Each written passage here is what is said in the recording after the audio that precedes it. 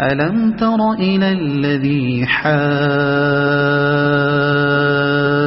إبراهيم في ربه أن آتاه الله الملك إذ قال إبراهيم ربي الذي يحيي ويميت قال أنا أحيي وأميت قال إبراهيم فإن الله يأتي بالشمس من المشرق فأت بها من المغرب فبهت الذي كفر والله لا يهدي القوم الظالمين۔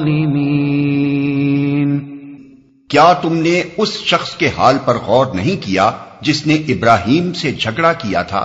جھگڑا اس بات پر کہ ابراہیم کا رب کون ہے، اور اس بنا پر کہ اس شخص کو اللہ نے حکومت دے رکھی تھی۔ جب ابراہیم نے کہا میرا رب وہ ہے جس کے اختیار میں زندگی اور موت ہے، تو اس نے جواب دیا زندگی اور موت میرے اختیار میں ہے۔ ابراہیم نے کہا اچھا اللہ سورج کو مشرق سے نکالتا ہے، تو ذرا اسے مغرب سے نکال لا۔ یہ سن کر وہ منکر حق ششدر رہ گیا، مگر اللہ ظالموں کو راہ راست نہیں دکھایا کرتا۔ کیا تم نے اس شخص کے حال پر غور نہیں کیا؟ اوپر دعویٰ کیا گیا تھا کہ مومن کا حامی و مددگار اللہ ہوتا ہے اور وہ اسے تاریکیوں سے روشنی میں نکال لاتا ہے، اور کافر کے مددگار طاغوت ہوتے ہیں اور وہ اسے روشنی سے تاریکیوں کی طرف کھینچ لے جاتے ہیں۔ اب اسی کی توضیح کے لیے 3 واقعات مثال کے طور پر پیش کیے جا رہے ہیں۔ ان میں سے پہلی مثال ایک ایسے شخص کی ہے جس کے سامنے واضح دلائل کے ساتھ حقیقت پیش کی گئی اور وہ اس کے سامنے لاجواب بھی ہو گیا، مگر چونکہ اس نے طاغوت کے ہاتھ میں اپنی نکیل دے رکھی تھی، اس لیے وضوح حق کے بعد بھی وہ روشنی میں نہ آیا اور تاریکیوں ہی میں بھٹکتا رہ گیا۔ بعد کی 2 مثالیں 2 ایسے اشخاص کی ہیں جنہوں نے اللہ کا سہارا پکڑا تھا، سو اللہ ان کو تاریکیوں سے اس طرح روشنی میں نکال لایا کہ پردہ غیب میں چھپی ہوئی حقیقتوں تک کا ان کو عینی مشاہدہ کرا دیا۔ جس نے ابراہیم سے جھگڑا کیا تھا، اس شخص سے مراد نمرود ہے جو حضرت ابراہیم علیہ السلام کے وطن عراق کا بادشاہ تھا۔ جس واقعے کا یہاں ذکر کیا جا رہا ہے اس کی طرف کوئی اشارہ بائبل میں نہیں ہے، مگر تلمود میں یہ پورا واقعہ موجود ہے اور بڑی حد تک قرآن کے مطابق ہے۔ اس میں بتایا گیا ہے کہ حضرت ابراہیم علیہ السلام کا باپ نمرود کے ہاں سلطنت کے سب سے بڑے عہدیدار یعنی chief officer of the state کا منصب رکھتا تھا۔ حضرت ابراہیم علیہ السلام نے جب کھلم کھلا شرک کی مخالفت اور توحید کی تبلیغ شروع کی اور بت خانے میں گھس کر بتوں کو توڑ ڈالا، تو ان کے باپ نے خود ان کا مقدمہ بادشاہ کے دربار میں پیش کیا اور پھر وہ گفتگو ہوئی جو یہاں بیان کی گئی ہے۔ اور اس بنا پر کہ اس شخص کو اللہ نے حکومت دے رکھی تھی، یعنی اس جھگڑنے میں جو بات مابہن نزاع تھی وہ یہ تھی کہ ابراہیم اپنا رب کس کو مانتے ہیں، اور یہ نزاع اس وجہ سے پیدا ہوئی تھی کہ اس جھگڑنے والے شخص یعنی نمرود کو خدا نے حکومت عطا کر رکھی تھی۔ ان 2 فقروں میں جھگڑے کی نوعیت کی طرف جو اشارہ کیا گیا ہے اس کو سمجھنے کے لیے حسب ذیل حقیقتوں پر نگاہ رہنی ضروری ہے۔ 1، قدیم ترین زمانے سے آج تک تمام مشرک سوسائٹیوں کی یہ مشترک خصوصیت رہی ہے کہ وہ اللہ تعالیٰ کو رب الارباب اور خدائے خدائیگان کی حیثیت سے تو مانتے ہیں، مگر صرف اسی کو رب اور تنہا اسی کو خدا اور معبود نہیں مانتے۔ 2، خدائی کو مشرکین نے ہمیشہ 2 حصوں میں تقسیم کیا ہے، ایک فوق الفطری یعنی سپر نیچرل خدائی جو سلسلہ اسباب پر حکمران ہے اور جس کی طرف انسان اپنی حاجات اور مشکلات میں دستگیری کے لیے رجوع کرتا ہے۔ اس خدائی میں وہ اللہ تعالیٰ کے ساتھ ارواح اور فرشتوں اور جنوں اور سیاروں اور دوسری بہت سی ہستیوں کو شریک ٹھہراتے ہیں، ان سے دعائیں مانگتے ہیں، ان کے سامنے مراسم میں پرستش بجا لاتے ہیں اور ان کے آستانوں پر نظر و نیاز پیش کرتے ہیں۔ دوسری تمدنی اور سیاسی معاملات کی خدائی یعنی حاکمیت جو قوانین حیات مقرر کرنے کی مجاز اور اطاعت امر کی مستحق ہو اور جسے دنیاوی معاملات میں فرمانروائی کے مطلق اختیارات حاصل ہوں۔ اس دوسری قسم کی خدائی کو دنیا کے تمام مشرکین نے قریب قریب ہر زمانے میں اللہ تعالیٰ سے سلب کر کے یا اس کے ساتھ شاہی خاندانوں اور مذہبی پروہتوں اور سوسائٹی کے اگلے پچھلے بڑوں میں تقسیم کر دیا ہے۔ اکثر شاہی خاندان اسی دوسرے معنی میں خدائی کے مدعی ہوئے ہیں اور اسے مستحکم کرنے کے لیے انہوں نے بالعموم پہلے معنی والی خداؤں کی اولاد ہونے کا دعویٰ کیا ہے اور مذہبی طبقے اس معاملے میں ان کے ساتھ شریک سازش رہے ہیں۔ 3، نمرود کا دعوی خدائی بھی اسی دوسری قسم کا تھا۔ وہ اللہ تعالیٰ کے وجود کا منکر نہ تھا۔ اس کا دعویٰ یہ نہیں تھا کہ زمین و آسمان کا خالق اور کائنات کا مدبر وہ خود ہے۔ اس کا کہنا یہ نہیں تھا کہ اسباب عالم کے پورے سلسلے پر اسی کی حکومت چل رہی ہے، بلکہ اسے دعویٰ اس امر کا تھا کہ اس ملک عراق کا اور اس کے باشندوں کا حاکم مطلق میں ہوں، میری زبان قانون ہے، میرے اوپر کوئی بالا تر اقتدار نہیں ہے جس کے سامنے میں جواب دہ ہوں، اور عراق کا ہر وہ باشندہ باغی و غدار ہے جو اس حیثیت سے مجھے اپنا رب نہ مانے یا میرے سوا کسی اور کو رب تسلیم کرے۔ 4، ابراہیم علیہ السلام نے جب کہا کہ میں صرف ایک رب العالمین ہی کو خدا اور معبود اور رب مانتا ہوں اور اس کے سوا سب کی خدائی اور ربوبیت کا قطعی طور پر منکر ہوں، تو سوال صرف یہی پیدا نہیں ہوا کہ قومی مذہب اور مذہبی معبودوں کے بارے میں ان کا یہ نیا عقیدہ کہاں تک قابل برداشت ہے، بلکہ یہ سوال بھی اٹھ کھڑا ہوا کہ قومی ریاست اور اس کے مرکزی اقتدار پر اس عقیدے کی جو زد پڑتی ہے اسے کیوں کر نظر انداز کیا جا سکتا ہے۔ یہی وجہ ہے کہ حضرت ابراہیم علیہ السلام جرم بغاوت کے الزام میں نمرود کے سامنے پیش کیے گئے۔ یہ سن کر وہ منکر حق ششدر رہ گیا۔ اگرچہ حضرت ابراہیم علیہ السلام کے پہلے فقرے ہی سے یہ بات واضح ہو چکی تھی کہ رب اللہ کے سوا کوئی دوسرا نہیں ہو سکتا، تاہم نمرود اس کا جواب ڈھٹائی سے دے گیا، لیکن دوسرے فقرے کے بعد اس کے لیے مزید ڈھٹائی سے کچھ کہنا مشکل ہو گیا۔ وہ خود بھی جانتا تھا کہ آفتاب و مہتاب اسی خدا کے زیر فرمان ہے جس کو ابراہیم علیہ السلام نے رب مانا ہے۔ پھر وہ کہتا تو آخر کیا کہتا، مگر اس طرح جو حقیقت اس کے سامنے بے نقاب ہو رہی تھی اس کو تسلیم کر لینے کے معنی اپنی مطلق العنان فرما روائی سے دستبردار ہو جانے کے تھے، جس کے لیے اس کے نفس کا طاغوت تیار نہ تھا، لہذا وہ صرف ششدر ہی ہو کر رہ گیا، خود پرستی کی تاریکی سے نکل کر حق پرستی کی روشنی میں نہ آیا۔ اگر اس طاغوت کے بجائے اس نے خدا کو اپنا ولی و مددگار بنایا ہوتا تو اس کے لیے حضرت ابراہیم علیہ السلام کی اس تبلیغ کے بعد راہ راست کھل جاتی۔ تلمود کا بیان ہے کہ اس کے بعد اس بادشاہ کے حکم سے حضرت ابراہیم علیہ السلام قید کر دیے گئے، 10 روز تک وہ جیل میں رہے۔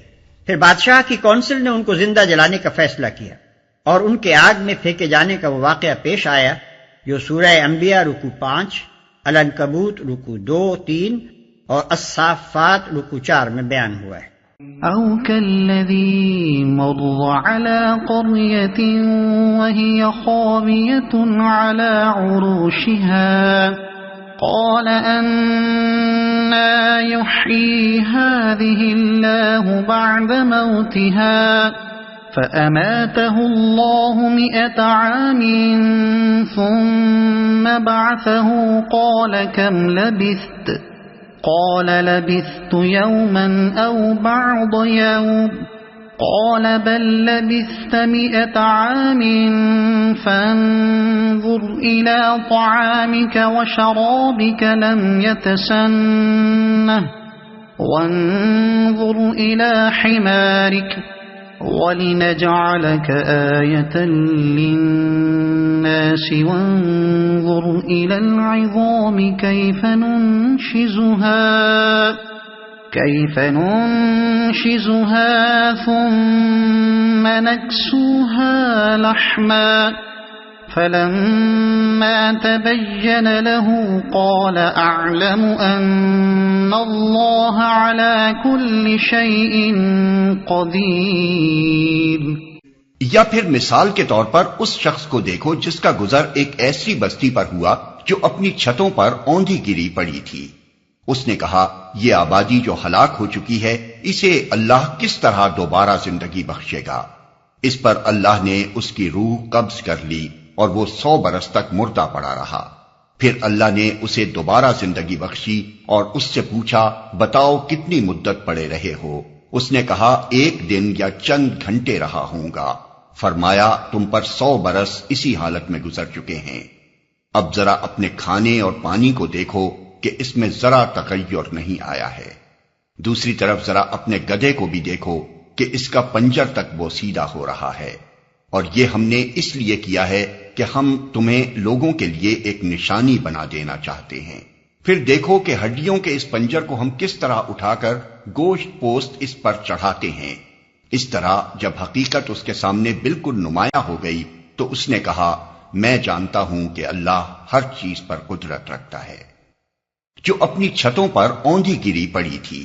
یہ ایک غیر ضروری بحث ہے کہ وہ شخص کون تھا اور وہ بستی کون سی تھی۔ اصل مدعا جس کے لیے یہاں یہ ذکر لایا گیا ہے صرف یہ بتانا ہے کہ جس نے اللہ کو اپنا ولی بنایا تھا اسے اللہ نے کس طرح روشنی عطا کی. شخص اور مقام دونوں کی تعین کا نہ ہمارے پاس کوئی ذریعہ نہ اس کا کوئی فائدہ. البتہ بعد کے بیان سے یہ ظاہر ہوتا ہے کہ جن صاحب کا یہ ذکر ہے وہ ضرور کوئی نبی ہوں گے. اسے اللہ کس طرح دوبارہ زندگی بخشے گا؟ اس سوال کے یہ معنی نہیں ہے کہ وہ بزرگ حیات بعد الموت کے منکر تھے یا انہیں اس میں شک تھا، بلکہ دراصل وہ حقیقت کا عینی مشاہدہ چاہتے تھے جیسا کہ انبیاء کو کرایا جاتا رہا ہے. ہم تمہیں لوگوں کے لیے ایک نشانی بنا دینا چاہتے ہیں. ایک ایسے شخص کا زندہ پلٹ کر آنا جسے دنیا 100 برس پہلے مردہ سمجھ چکی تھی، خود اس کو اپنے ہم اثروں میں ایک جیتی جاگتی نشانی بنا دینے کے لیے کافی تھا. وَإِذْ قَالَ إِبْرَاهِيمُ رَبِّ أَرِنِي كَيْفَ تُحْيِي الْمَوْتَى قَالَ أَوَلَمْ تُؤْمِنْ قَالَ بَلَى وَلَكِنْ لِيَطْمَئِنَّ قَلْبِي قَالَ فَخُذْ أَرْبَعَةً مِنَ الطَّيْرِ فَصُرْهُنَّ إِلَيْكَ ثُمَّ اجْعَلْ عَلَى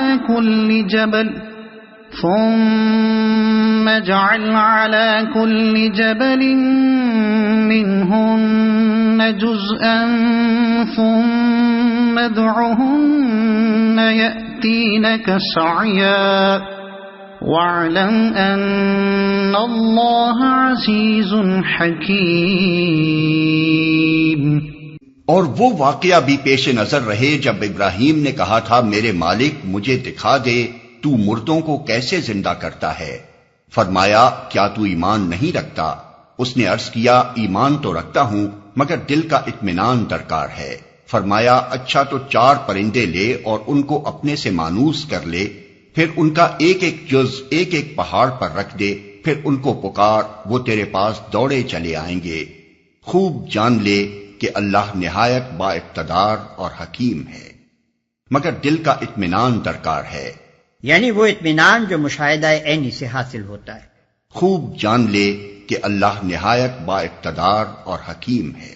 اس واقعے اور اوپر کے واقعے کی بعض لوگوں نے عجیب عجیب تعویلیں کی ہیں، لیکن انبیاء علیہ السلام کے ساتھ اللہ کا جو معاملہ ہے اسے اگر اچھی طرح ذہن نشین کر لیا جائے تو کسی کھینچتان کی ضرورت پیش نہیں آ سکتی. عام اہل ایمان کو اس زندگی میں جو خدمت انجام دینی ہے اس کے لیے تو محض ایمان بالغیب یعنی بے دیکھے ماننا کافی ہے، لیکن انبیاء کو جو خدمت اللہ نے سپرد کی تھی اس کے لیے ضروری تھا کہ وہ اپنی آنکھوں سے وہ حقیقتیں دیکھ لیتے جن پر ایمان لانے کی دعوت انہیں دنیا کو دینی تھی. ان کو دنیا سے پورے زور کے ساتھ یہ کہنا تھا کہ تم لوگ تو قیاسات دوڑاتے ہو مگر ہم اپنی آنکھوں دیکھی بات کہہ رہے ہیں. تمہارے پاس گمان ہے اور ہمارے پاس علم ہے، تم اندھے ہو اور ہم بینا ہیں. اسی لیے انبیاء کے سامنے فرشتے عیاناً آئے ہیں، ان کو آسمان و زمین کے نظام حکومت ملکوت کا مشاہدہ کرایا گیا ہے، ان کو جنت اور دوزخ آنکھوں سے دکھائی گئی ہے اور بے سے بعد الموت کا ان کے سامنے مظاہرہ کر کے دکھایا گیا ہے. ایمان بالغیب کی منزل سے یہ حضرات منصب نبوت پر مامور ہونے سے پہلے گزر چکے ہوتے ہیں.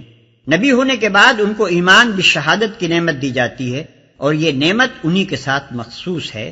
مزید تشریح کے لیے ملاحظہ ہو تفہیم القرآن جلد 2 صفحہ نمبر 330 اور 334.